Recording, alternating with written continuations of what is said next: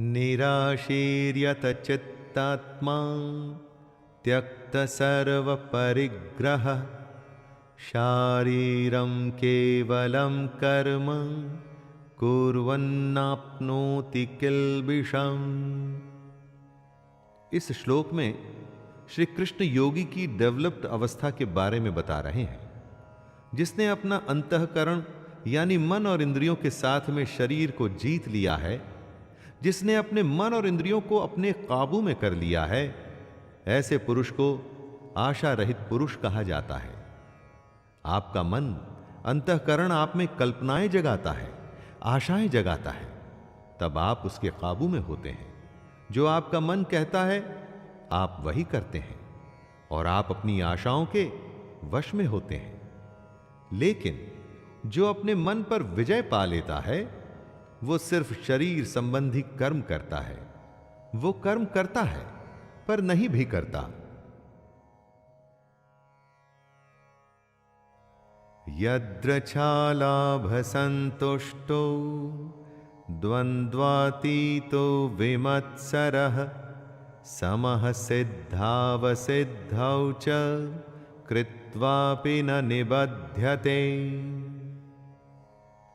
जिसको बिना मांगे जो मिले वो उसी में संतुष्ट रहे और जिसे दूसरों से जलन नहीं होती, जो सुख दुख आदि द्वंद्वों से छूट चुका है, ऐसा सिद्धि और असिद्धि में बराबर रहने वाला कर्मयोगी कर्म करता हुआ भी उनसे नहीं बंधता। कर्मयोगी की डेफिनेशन को समझाते हुए कृष्ण बता रहे हैं कि योगी को जो भी बिना इच्छा के मिल जाता है वो उसी में संतुष्ट रहता है। जो किसी से जलन नहीं रखता कि उसके पास मेरे से ज्यादा पैसा या शोहरत या नाम है, जो हार या जीत, सुख और दुख इन सब में एक जैसा महसूस करता है, वही असली कर्मयोगी है। गतसंगस्य मुक्तस्य ज्ञानावस्थितचेतसः यज्ञायाचरतः कर्म समग्रं प्रविलीयते। कर्मयोगी अपनी इच्छाओं पर विजय पा अपने लगाव को खत्म करता है। उसे अपनी देह पर भी घमंड नहीं रहता कि मैं इतना ताकतवर या सुंदर हूं। वो अपने मन में ममता या मोह को नहीं आने देता। ऐसे योगियों के मन में सिर्फ परमात्मा का ज्ञान होता है। उसी ज्ञान पे चलते हुए ये अपना कर्म यज्ञ की तरह करते हैं और इतना कठोर नियंत्रण होने की वजह से ही ये लोग मोक्ष को समझ उसको प्राप्त करते हैं। ऐसा करना आसान नहीं होता दोस्तों, लेकिन ऐसा भी नहीं कि यह असंभव है। यही बात कृष्ण बता रहे हैं कि कई लोग इस अवस्था को प्राप्त हो चुके हैं, कर्म योगी बन चुके हैं। ब्रह्मार्पणं ब्रह्म हविर् ब्रह्माग्रौ ब्रह्मणाहुतं ब्रह्मैव तेन गन्तव्यं ब्रह्म कर्म समाधिना। कृष्ण कहते हैं जिसे यज्ञ में चढ़ाया जाए वो ब्रह्म है और हवन करने के लिए जो द्रव्य इस्तेमाल में लाया जाए वो भी ब्रह्म है। साथ में जो हवन की अग्नि में आहुति दी जाए वो भी ब्रह्म है। ऐसे हवन को करने वाला योगी जो फल पाता है वो भी ब्रह्म है।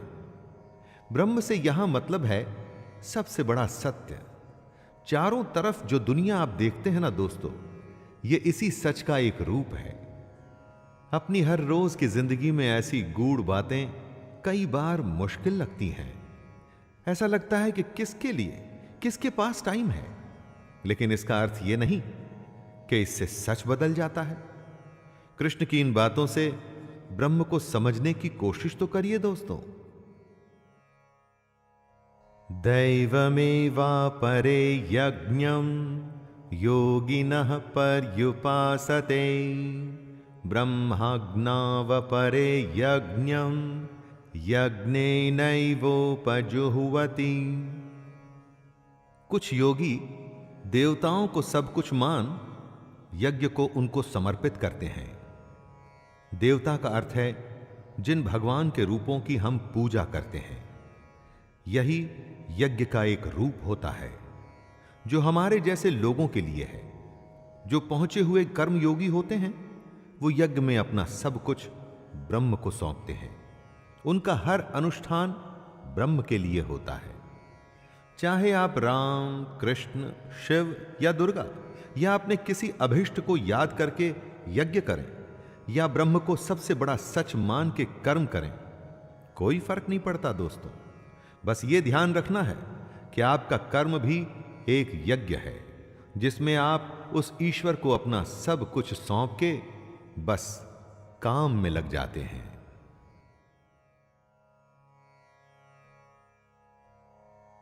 श्रोत्रादीनिन्द्रियाण्यन्ये संयमाग्निषु जुहुवति शब्दादीन् विषयान्नन्य इंद्रियाग्निषु जुहुवति। आग में कुछ भी डालो वो जल के भस्म हो जाता है। संयम को भी कृष्ण एक अग्नि बता रहे हैं। जो योगी होते हैं वो अपने संयम की आग में अपनी इंद्रियों को डालते हैं और उन इंद्रियों को यानी अपनी इच्छाओं को भस्म कर देते हैं, जला देते हैं। परंतु जो योगी नहीं होते, नादान होते हैं, वो ठीक इसका उल्टा करते हैं। वो अपना सब कुछ इन इंद्रियों में भस्म कर देते हैं। किसी ने कुछ कहा जिससे आपको गुस्सा आ गया या किसी को देख आपके मन में जलन हुई कि उसकी कार मेरी कार से बड़ी कैसे, वगैरह वगैरह। बस इसी तरह की बातों में नादान लोग खुद को जला डालते हैं। सर्वाणींद्रिय कर्माणि प्राण कर्माणि चापरे आत्मसंयम योगाग्नौ जुह्वति ज्ञानदीपिते। अपनी इंद्रियों को, अंतःकरण को वश में करने का सबसे बड़ा तरीका है ज्ञान। ज्ञान से ही योगी लोग अपने मन को नियंत्रण में लाते हैं। जब भी कोई बुरा विचार आता है तो उस समय उनका ज्ञान ही उन्हें बताता है कि उनके जीवन का लक्ष्य ये नहीं, कुछ और है। आप खुद सोचिए, हर काम के दो पहलू होते हैं। उसे करते हुए आपको पता होता है कि क्या सही तरीका और क्या गलत। तब आप कौन सा रास्ता चुनते हैं? ये ज्ञान ही तो है जो आपको सही रास्ता चुनने के लिए कहता है। कृष्ण हमें गीता के माध्यम से यही ज्ञान दे रहे हैं।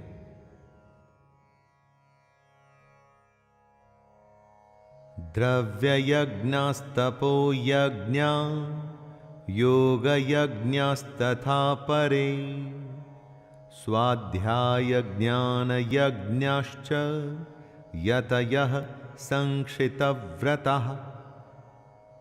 हर किसी का युद्ध अलग है, इसलिए हर किसी का यज्ञ और हर किसी का कर्म भी यज्ञ है।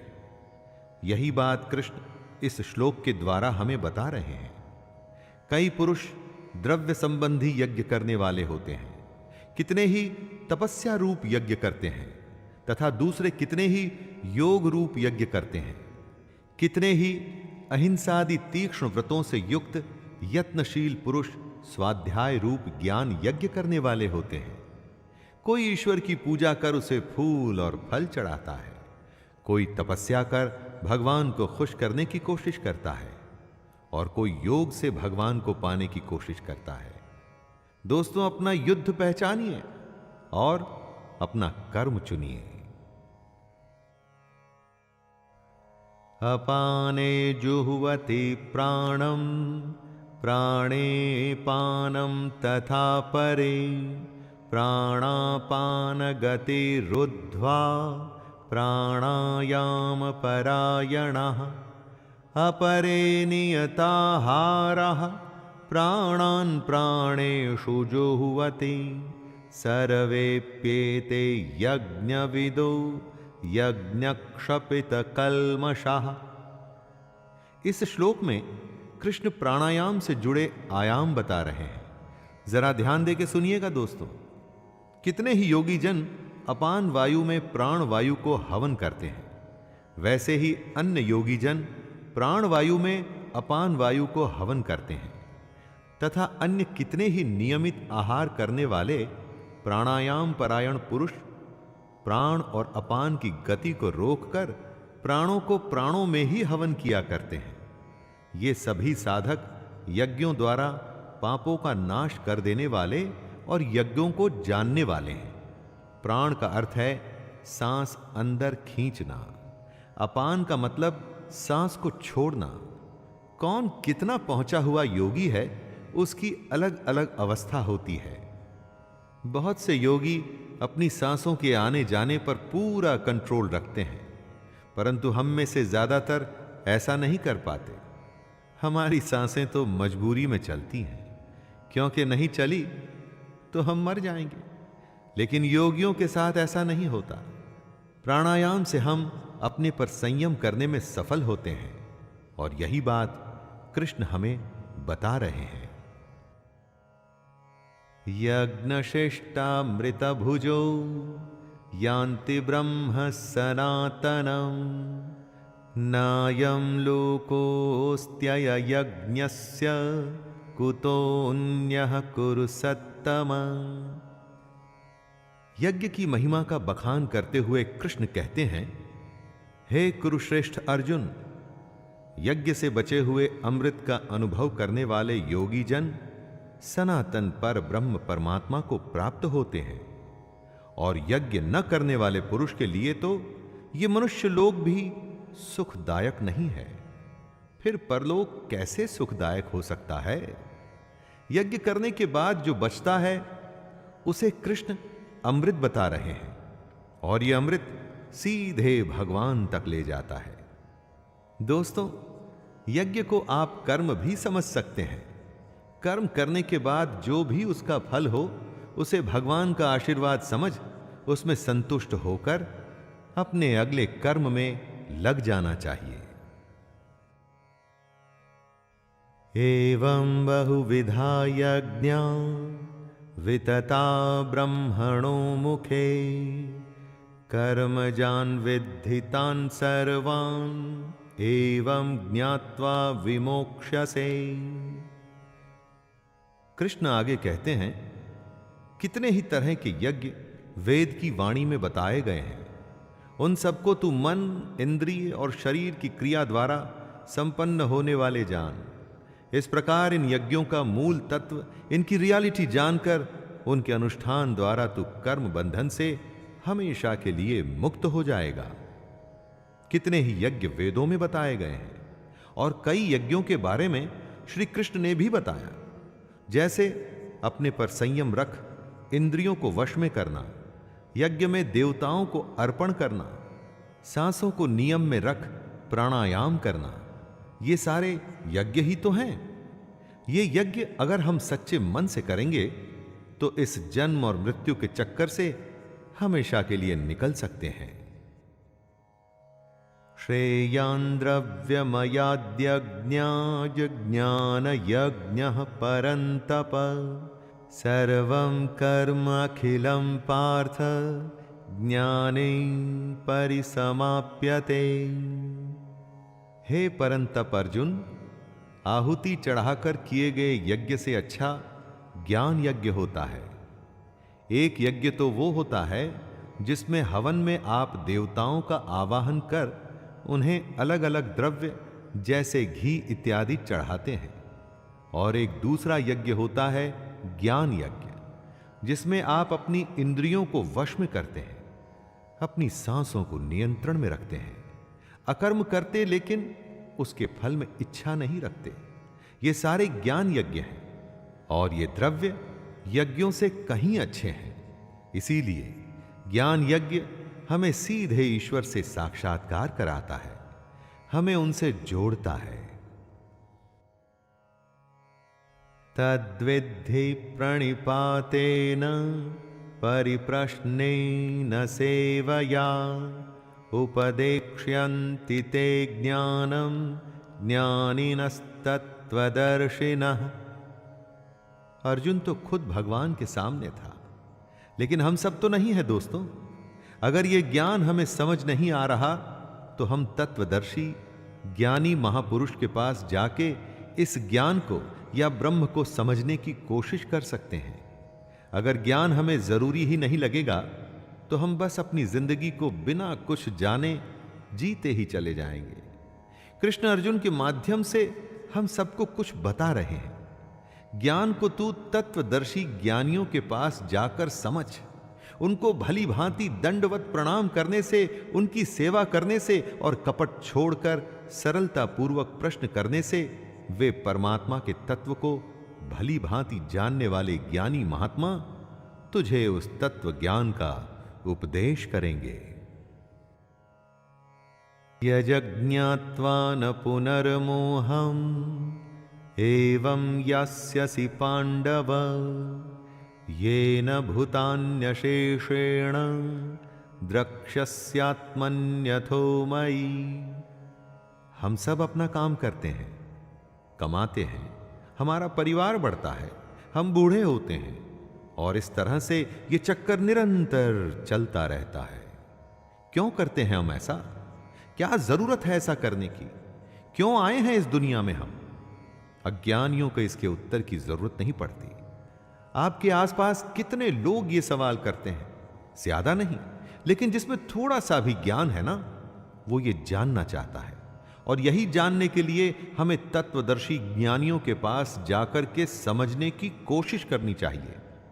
तभी तो हम मुंह से छूटेंगे और भगवान की इस दुनिया को समझने की कोशिश भी करेंगे।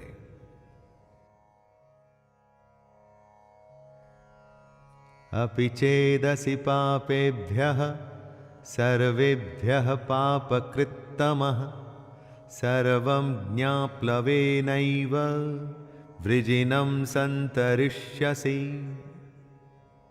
यदि तू अन्य सब पापियों से भी अधिक पाप करने वाला है तो भी तू ज्ञान रूपी नौका द्वारा निसंदेह संपूर्ण पाप समुद्र से भली भांति तर जाएगा। दोस्तों, इसका मतलब यह मत लगाइएगा कि पहले पाप करिए फिर ज्ञान हासिल करिए और बच जाइए। यहां कृष्ण ये कह रहे हैं कि आप इस भ्रम में, डाउट में मत रहिएगा कि हम बहुत बड़े पापी हैं, हमने तो कभी यज्ञ या भगवान को अच्छे से याद नहीं किया, तो ज्ञान हासिल हम कभी कर ही नहीं सकते। हर कोई कर सकता है। जिसमें इच्छा है ज्ञान को हासिल करने की, वो हर कोई कर सकता है। भगवान की असलियत जानने की, वो ज्ञान पे सवार होकर बाकियों से कहीं आगे भी निकल सकता है। तो देर किस बात की दोस्तों, आइए प्रारंभ करें। यथैधांसि समिद्धोऽग्निर्भस्मसात् कुरुतेऽर्जुन ज्ञानाग्निः सर्वकर्माणि भस्मसात् कुरुते तथा। हे अर्जुन, जैसे जलती हुई आग में ईंधन जलकर खत्म हो जाता है, वैसे ही ज्ञान रूप अग्नि हमारे सारे कर्मों को भस्ममय कर देती है। ईंधन को जब आप आग में डालते हैं तो ईंधन बचता नहीं, सब आग बन जाता है। उसी तरह से जब ज्ञान आपको प्राप्त हो जाता है, जब आप ज्ञानी बन जाते हैं, तो आपके कर्म भी खत्म हो जाते हैं। यहां पर दोस्तों, कर्मों के खत्म होने का मतलब यह नहीं है कि आप कर्म करना छोड़ देते हैं। इसका मतलब है कि आप कर्मों के बंधन से छूट जाते हैं। कर्म करते हैं उसे कर्तव्य मानकर, न कि उसके फल के लिए। यही तो ज्ञान है जिसे हम सबको जानना चाहिए। न हि ज्ञानेन सदृशं पवित्रमिह विद्यते तत्स्वयं योग संसिद्धः कालेनात्मनि विन्दति। ज्ञान हर किसी को शुद्ध कर देता है। कितने ही समय से कई लोगों ने कर्म योग के द्वारा ऐसे ज्ञान को हासिल किया है। अगर मन में इच्छा न हो तो आप काम नहीं करते। उसी तरह से अगर किसी के मन में ज्ञान को समझने की, उसे जानने की जिज्ञासा नहीं है, तो उसे ज्ञान कैसे मिलेगा? मन में ज्ञान के प्रति सवाल पैदा करके कर्म योग से ज्ञान हासिल किया जा सकता है। ऐसा कृष्ण कह रहे हैं, जिसका मन साफ है, ज्ञान की इच्छा है और जो निष्काम कर्म करने के लिए तैयार है, वो ज्ञान हासिल कर सकता है। श्रद्धावान लभते ज्ञानम तत्परः संयतेन्द्रियः ज्ञानम लब्ध्वा परां शांतिं चिरेणाधिगच्छति। इंद्रियों को जीतने वाले, मेहनत करने वाले और श्रद्धा रखने वाले मनुष्य को ज्ञान प्राप्त होता है तथा ज्ञान को प्राप्त होकर वह बिना देरी के उसी समय ही उसे भगवान की परम शांति मिलती है। जब आप एग्जाम परीक्षा देने जाते हैं और अगर आपको सारे जवाब मालूम हैं तो परीक्षा देने में कोई परेशानी नहीं होती दोस्तों। उसी तरह से जो इंद्रियों के वश में करने की कोशिश कर रहा है, जिसके मन में ईश्वर के प्रति श्रद्धा है, उसको इस दुनिया की सच्चाई समझने में या ज्ञान हासिल करने में ज्यादा समय नहीं लगता। सही लगन और सही तरीके से आप दुनिया में कुछ भी हासिल कर सकते हैं। अज्ञश्च श्रद्धानश्च संशयात्मा विनश्यति नायं लोकोऽस्ति न परो न सुखम संशयात्मनः। जो सही गलत का फैसला नहीं कर सकता, जिसमें श्रद्धा नहीं, जिसके मन में शक है, ऐसा मनुष्य खत्म हो जाता है। ऐसे संशय युक्त मनुष्य के लिए न ये दुनिया है, न वो दुनिया, और ना ही सुख। जिसमें न सोचने समझने की शक्ति है, जिसमें न ईश्वर के लिए या इस दुनिया के सच के लिए श्रद्धा है, तो उसके जीवन का कोई मोल ही नहीं। ऐसे अज्ञानी बेवकूफ के लिए किसी दुनिया में आराम नहीं और उसे सुख कभी नहीं मिलता। दोस्तों, बिना कुछ किए कुछ भी हासिल नहीं होता, और साथ में अगर कुछ करने की, कुछ जानने की इच्छा नहीं, तो इस इंसान के होने में और ना होने में कोई फर्क नहीं। योग संन्यस्त कर्माणं ज्ञान संजिन्न संशयम् आत्मवन्तं न कर्माणि निबध्नन्ति धनंजय। हे धनंजय, जिसने कर्म योग के तरीके से अपने सारे कर्मों को भगवान को चढ़ा दिया है और जिसने विवेक के द्वारा अपने सारे शक खत्म कर दिए हैं, ऐसे मन को वश में किए हुए पुरुष को कर्म नहीं बांधते। कर्म योगी वो होता है जो अपना कर्म करता है और उसे भगवान को सौंप देता है, जो अपने हर काम को बिना घमंड के करता है, अर्थात उस पर घमंड नहीं करता, जो अपनी समझ से अपने मन में से शक दूर करता है। अगर शक में रहेंगे ना दोस्तों, तो कभी कोई फैसला नहीं कर पाएंगे, और जो अपने मन पर विजय हासिल कर लेता है, उसे भगवान का ज्ञान जानने से कोई नहीं रोक सकता। तस्मादज्ञान संभूतं हृतस्थं ज्ञानासीनात्मनः छित्त्वैनं संशयं योगम् अतिष्ठोतिष्ठ भारत। हे भरतवंशी अर्जुन, इसलिए तू हृदय में स्थित इस अज्ञान से होने वाले अपने शक को विवेक रूपी तलवार से काटकर कर्म योग में स्थित हो जा और युद्ध के लिए खड़ा हो जा। कृष्ण आवाहन करते हैं अर्जुन को और कह रहे हैं कि अपने अज्ञान को, अपने मन में पैदा हो रहे शक को कर्म योग से दूर कर और युद्ध के लिए खड़ा हो जा। हमें भी दोस्तों, हमें भी अगर कभी मन में कोई शक या चिंता सताए, तो बस कर्म योग को ध्यान में रखकर काम में लग जाना चाहिए। ज्यादा नहीं सोचना चाहिए कि अंजाम क्या होगा। काम करके उसे भगवान को सौंप देना चाहिए, बस। तो दोस्तों, ये गीता का चौथा अध्याय था। ज्ञान और कर्म के संबंध को श्री कृष्ण ने हमारे सामने रखा। अब मिलेंगे 5वें अध्याय में हम और आप